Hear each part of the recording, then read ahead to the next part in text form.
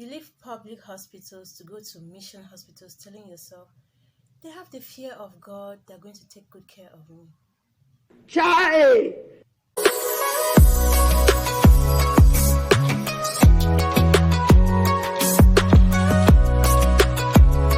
Yes, welcome back to another video on this channel. My name is Eno. So on today's video, I'm going to be sharing with you my first childbirth experience. It was a horrible one. I would like to say this to everybody who dropped positive and encouraging comments on my Facebook post. Thank you all very much and God bless you. I wasn't actually expecting comments from so many people. They actually warmed my heart. I am so grateful. God bless you all. Before we get started, please, if you haven't subscribed to my channel, please do want to subscribe right away, because subscribing is the only way to encourage. Subscribing is the only way we can create our small community. Subscribing is another way of emitting positive vibes. So please do want to subscribe, and don't forget to click on that notification bell so that each time I upload a new video, you will be notified. Thank you. So let's dive right away to our subject matter. I don't know, my kids are actually making noise outside, so they're actually going to intrude this video once in a while. Please do well to ignore them. So I got pregnant in 2015, my first pregnancy, and gave birth in March 2016. It was a wonderful pregnancy. Everything went well. I was so excited, carrying a baby in me. My grandma was excited. She was going to have her first grandchild. So everything went well, apart from one thing, that I had a semi-placenta previa. Placenta previa. For those who have never heard of placenta previa is a medical condition during pregnancy where your placenta actually blocks the route where your child is supposed to pass. So I had a semi or a placenta previa. So my placenta was actually partially blocking the road where my child was supposed to pass. So that was, I had it from the very first day my child was already in my stomach, because I always do my echographies 5 times. I do my echographies when I'm 1 month pregnant. I do my echographies when I'm 2 months pregnant. I do my echographies when I'm 7 months pregnant, to know the weight of my child, so that I can actually, if I eat so much, I start reducing myself, because I don't like giving birth to very fat children. And then I do it at 8 months, 2 weeks, so that I actually check again the weight of the child and also check my placenta. The first doctor who told me this was my OB-GYN in Opita BMC. OB-GYN, it means obstetrical gynecologist. Yes. So she told me that I had a partial placenta previa, and that if it continues, I was going to give birth through a CS. She actually tried to prepare my psyche for that. So I told her, no, it's no problem. Even I'm going to give birth through a CS, there's no big deal. All I want is for my child to come out safe. So she was actually very good. I mean, they are good gynecologists in Opita BMC, and that lady was one of them. She actually took good care of me. But there's another doctor I was seeing. The doctor was always doing my ultrasounds. He told me, yes, it's true, I have a semi-placental previa, but with his experience, he has noticed that some women, their placentas actually shift, they actually climb up as the baby grows. So it might be the case with me. I shouldn't panic. So I said, okay, that means this is good news. And that is what actually happened. Before I gave birth, my placenta actually shifted as my baby was growing up. So that was one of the major problems I had. Before giving birth, I made a tour. While I was doing my OB-GYN consultations in BMC and then doing my antenatals in the mission hospital, I actually did a tour to compare the two, which I always advise every pregnant woman to do. Always try to do a tour to see whether the hospital or where you are going to give birth meets your requirements. There are some people who can never give birth in a hospital that does not have a neonatal. That's the same thing with me.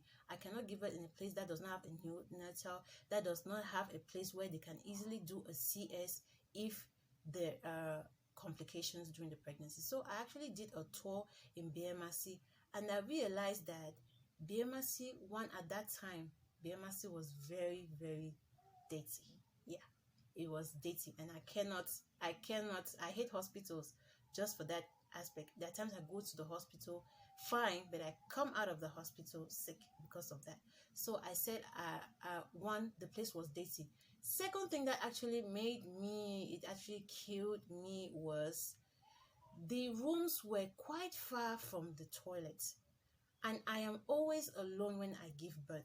When I give birth, in fact, I lost my mom years ago, and my grandma is a bit old, so she cannot stay with me in the hospital. So I looked at that and I said, the toilet is far from the rooms. I cannot be alone.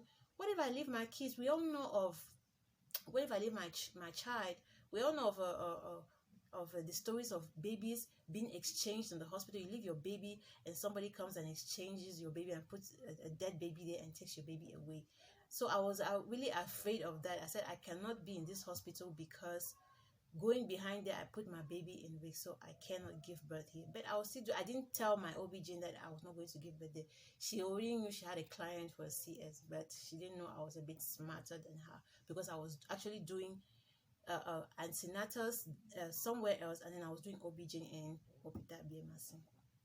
So when I went to the mission hospital, I realized the room where the mother and child were had a toilet inside. So that was a bit better, because when your child cries, you can easily, you know, we're women, you can come out of the bathroom naked and you check your child. So what are you scared of? So I'm like, okay, this one has an upper hand than the other one. So that is why I actually went to that mission hospital. So the first midwife that calculated my due date, she actually said I was going to give birth on the 19th. I mean, these midwives are, you know, they're hilarious. They know their job very well.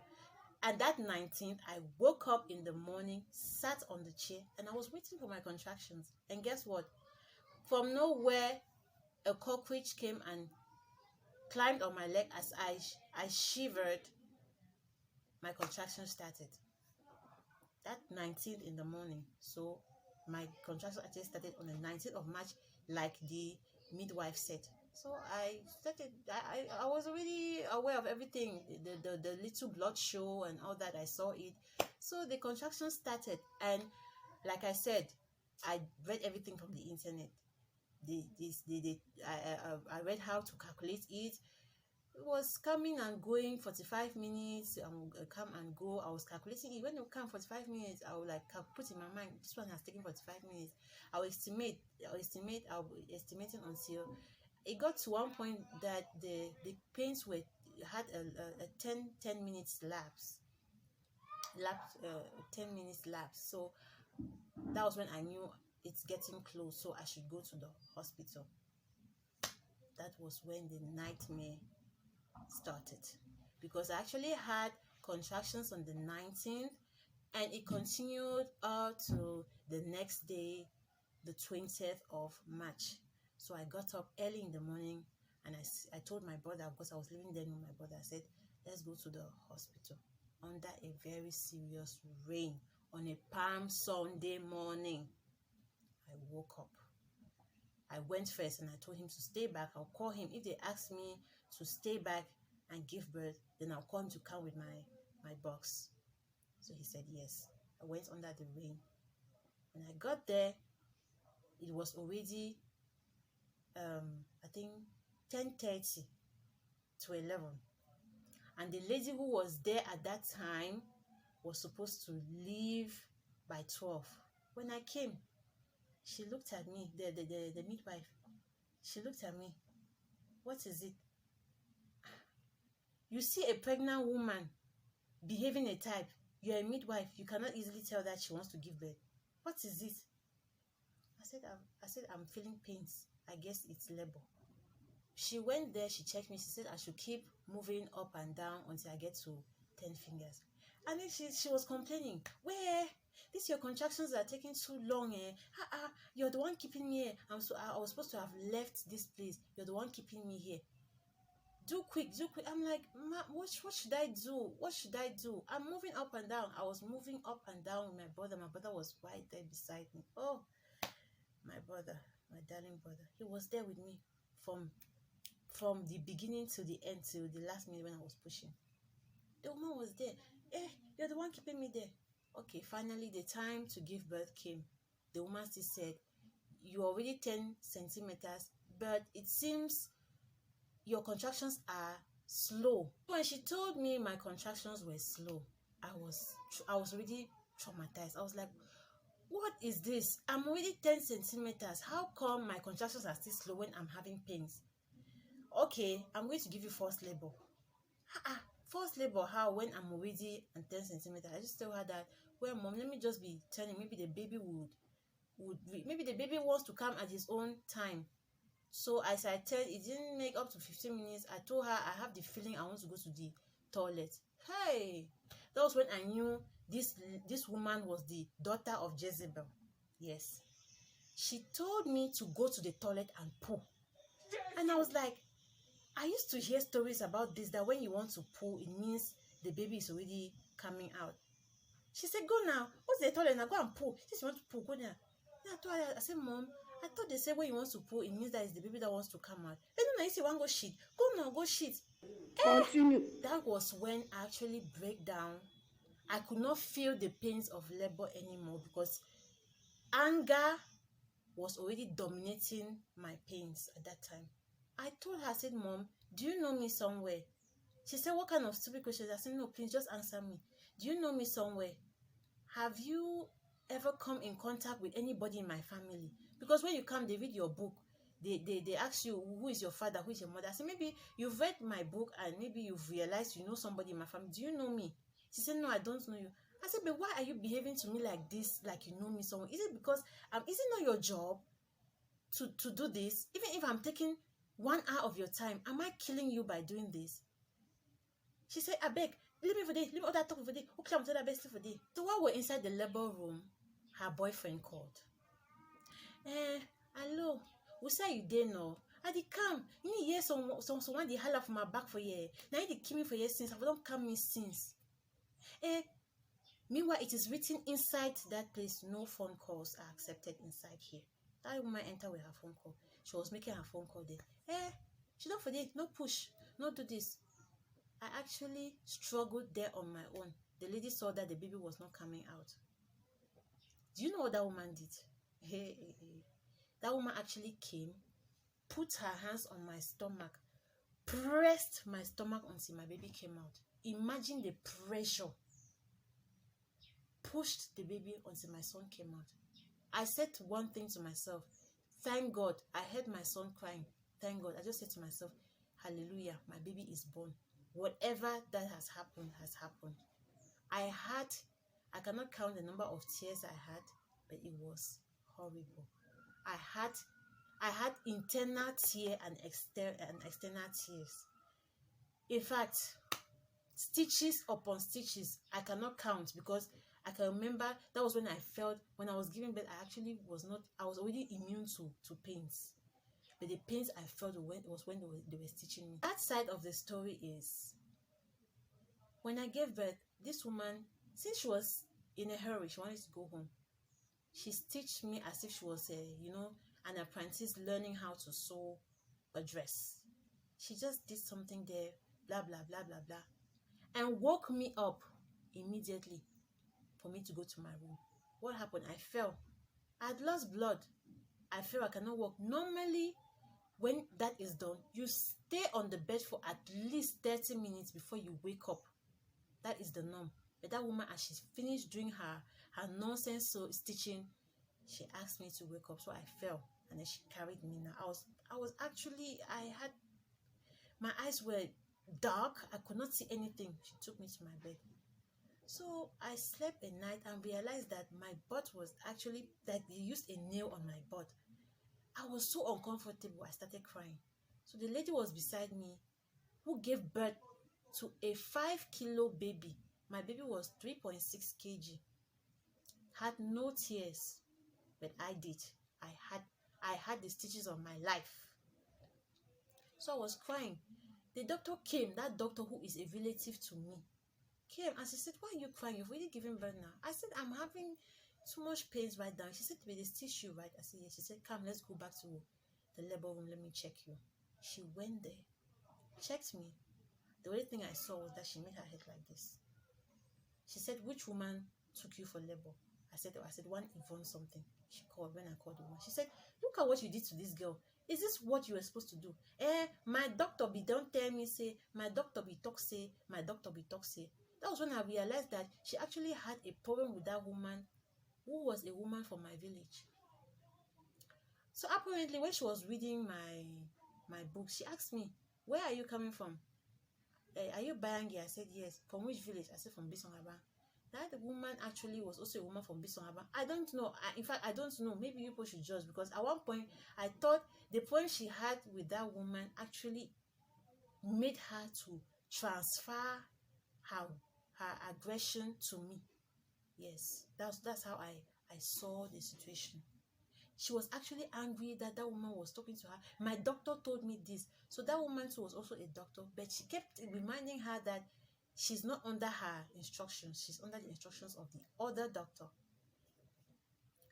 Honestly, I wanted to write a petition against that lady, but people actually begged me not to write it, because this is how people die.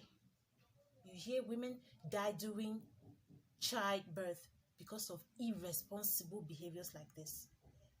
They called her and they asked her why she did that. She said, oh, this and that. She was working under the instructions of her doctor. She didn't say I was wasting her time. I was actually wasting her time here. The person who did not come came late and all that. She didn't say that. So that woman had to do what? She had to cut off all the stitches they did on me and sew a new one. It was horrible. Why was it horrible? They gave me anesthesia, it didn't work. So they had to sew me again while my eyes were open, while my nerves, my sensory nerves, every nerve was still active. I felt the real pains of my life that day. They just told me. She was sewing. At one point, I gave up. Normally, I was supposed to write against that woman, because what she did to me, I could have lost my life. But I did not write against her. Do you know why? I saw her shoes. She was wearing one funny shoes like that. The heels were chopped off by the side. The shoes were leaning. I was like, maybe this is the only job that permits her to put something on the table. So let her continue with what she does. One day she's going to get her payment. So this pregnancy actually affected my other pregnancies. My second pregnancy went so well, but the thought of my first pregnancy haunted me in such a way that when I had labor, when I had contractions, I stayed in the house the whole day, working and doing everything, occupying myself so that labor could accelerate. And I take time when I'm laboring. I can labor for 16 hours. Yeah, for all my pregnancies, that's how it works. So I stayed at home, working to accelerate labor until 3 a.m. the next day, because I started laboring at on the 13th of March and then gave birth very early on the 14th of March. So I continued working until when I realized I had this urge to go to the toilet. I knew that my baby was really near. That was 3 a.m. We took a cab to the hospital, and at 3:30 I gave birth. So I got to the hospital at 3:15, and 3:30 I didn't even stay long. 3:30 I gave birth. But before I got to the level, when we got in front of the hospital, it should be noted that it is this same hospital that traumatized me, that I still went there to give birth to my second child. Oh God, you know, when you start with a particular hospital, it's very difficult. It's true. People will say, but why did you go there after you had a bad experience? It's a mission that my family has worked for years. My mother works for this mission. My grandmother works for this mission. My grandfather works for this mission. Taught in their schools. My uncle, my late aunt. I went to this mission schools. So there's a school of this mission. So it's like a family. It's like a family place. So changing it was a bit difficult for me. So That was actually what happened. I went back. When I was going back there to give birth, I was shivering, I was panicking, and people couldn't really understand why I was panicking coming to give birth. I told them it's not actually the pains, it's the trauma. I thought I was going to meet the same lady. I was shivering in anger. I was panicking that I was going to lose it if I meet her. She's the one going to handle me. I was telling my husband, if I meet her, will go to another hospital. Luckily enough, I went there. She's not the one I met, and I was told they sent her to the eye department, so she's no longer a midwife there. Now she's now in the eye department. I said, well, then that's good news. So everything went well for my daughter's pregnancy. My third pregnancy, I still went to the same hospital. I gave birth there. But my son's pregnancy, my third child's pregnancy, it was great. Just that I went through forced labor. I had a funny complication because my water burst, but I didn't have contractions, so they had to give me forced labor for me to give birth to my son. So since people had told me that forced labor is so painful, when they induce labor is so painful, I was waiting for extraordinary pains that was more than the pains I had from my first pregnancy. I didn't see the pains coming. People were like, hey, they went and checked me, you're 7 fingers and you're still like this, you're not feeling anything. I said, I'm not feeling anything. So when I got to 10 fingers, I felt now that I was like, I wanted to go to the toilet. I even have a picture that I took a selfie when I was going to the labor room to go and give birth. I took a selfie of myself going to give birth. So they were like, are you not feeling pains? This woman, you're different though. I said, I'm waiting for the extraordinary pains. I'm not seeing. So it's not like it was not painful. It was painful, but I was waiting for the extraordinary pains people have been telling me about induced labor. It's painful birth. I prepared my mind for something worse, So that's it. Well, why am I sharing this story to you people? I'm sharing this story to you people so that you should know that God can make you go through terrible situations in life to make you strong. My son's first pregnancy not only strengthens me in the subsequent pregnancies, but it made me see life from a different perspective. It made me strong in every situation I found myself. So in everything, give thanks to God, because that actually made me strong. When I go to the hospital and maybe they want to take blood from my body, I just give them my hand and they're like putting needles everywhere.